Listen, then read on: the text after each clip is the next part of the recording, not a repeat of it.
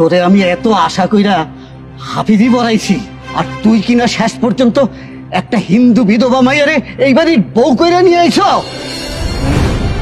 গ্রামের মানুষ তো আপনারা দেখে সিসি করতেছে, সাবধানে থাকেন। গ্রামের মানুষ যে আরে চেচ্ছে আপনার গলাতে যে কোনো মুহূর্তে জুতার মালা পরাই দিব।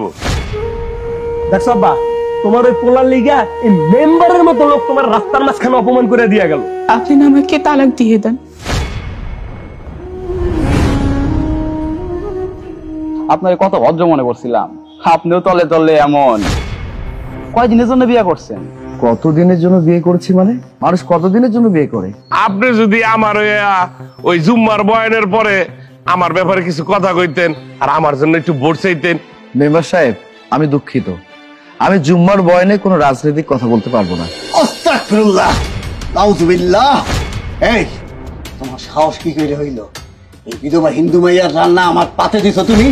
তোমার পোলারে গ্রামবাসীরা মিটিং করে মসজিদ থেকে বাই করে দিছে। ওনারা মিটিং করে কইছে যে ইমাম হিন্দু মহিলা সংসার করে তার পিছনে তারা নামাজ পড়বো না। কামটা করলো কি চিন্তা করছিস একবার?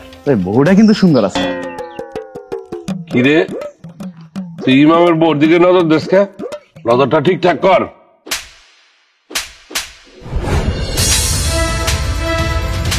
ইমাম সাহেব, এই মেম্বার সাহেব, এই মাইয়া,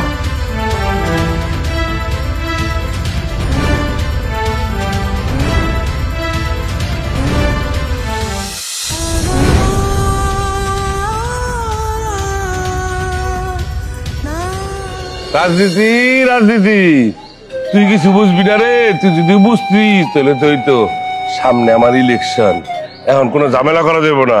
আর শত হইলো ইমাম, ইমামতি করে, ওর প্রতি মানুষের একটা আগলা আবেগ আছে।